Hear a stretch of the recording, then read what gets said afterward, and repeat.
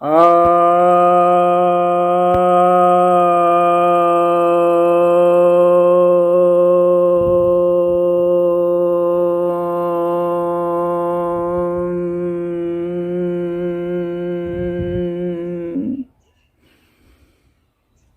भक्तजनों को सब प्रेम नमन। भक्तों, आज मैं आपके समक्ष ईशावास्योपनिषद के दूसरे मंत्र पर व्याख्यान देने जा रहा हूँ। यह दूसरा मंत्र कहता है, कुर्वन्नैव इह कर्माणि जिजीविषच्यतां समः एवं तवै न अन्यथितो अस्ति न कर्म लिप्यते नरे। अर्थात व्यक्ति जब तक जिए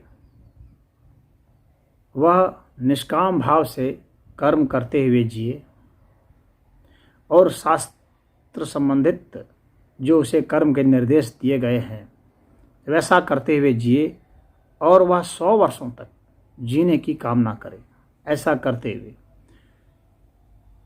और उसके जो कर्म हैं यदि वे इस आधार पर नहीं जीता, यानी निष्काम कर्म के आधार पर नहीं जीता है, तो उसके जो कर्म हैं उसमें वह लिप्त हो जाएगा और फिर कोई दूसरा मार्ग भी नहीं है जिससे कि वह बच सके। यानी निष्काम कर्म के अलावा और कोई मार्ग नहीं है जिससे कि हम कर्म बंधन से बच सकें।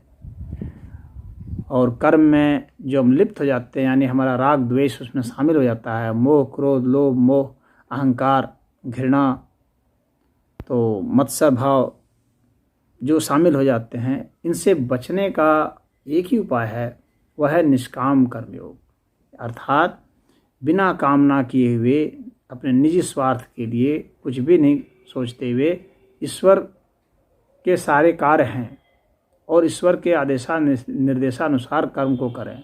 सारे कर्मों को ईश्वर को समर्पित करते हुए करें, समाज के कल्याण के लिए करें, प्राणियों के कल्याण के लिए करें, वनस्पतियों के कल्याण के लिए करें, सभी प्राणियों के कल्याण के लिए करें। हो सकता है उससे उनका कल्याण ना भी हो, लेकिन अपने मन में यह नियत रखें कि उनका कल्याण हो। इस नियत के साथ करें।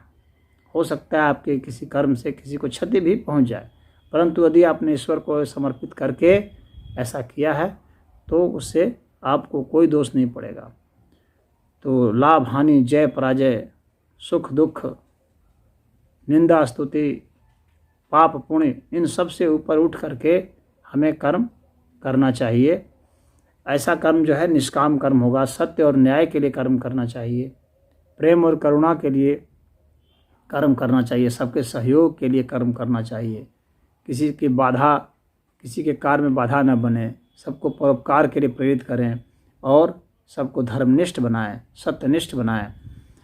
और इन सब के लिए जो है हर काम को करते हुए हम ईश्वर को उसे सौंपते चले जाएं कि ये प्रभु का कार्य है, ये प्रभु को ही अर्पित है, ये प्रभु का निर्देश है। हमारे मन में जो स्फुरण आया है ये प्रभु के जरिए आया है और इसमें हमारा कोई राग द्वेष नहीं होना चाहिए और उसको समर्पित कर दें। इस तरह के कार्य को निष्काम कर्म कहा जाता है। तब इसमें व्यक्ति लिप्त नहीं होता है। जैसे कि तालाब में कमल का फूल खिला हुआ है, वह तालाब में रहते हुए भी अछूता रहता है, उसका पानी उसको स्पर्श नहीं करता है। वैसे ही इस संसार में रहते हुए हम इस संसार से अलग हो जाएं, क्योंकि इस संसार से हमको राग द्वेष से ही जोड़ा जाता है।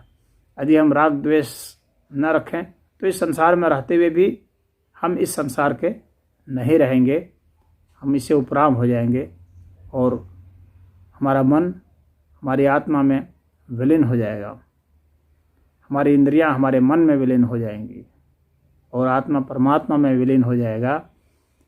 इस तरह से यह सारे जो कर्म हैं जो इंद्रियों के द्वारा संचालित होते हैं वे अंततः परमात्मा में लीन हो जाएंगे इसी माध्यम से, इस प्रक्रिया से। तो यही इस मंत्र का आशय है।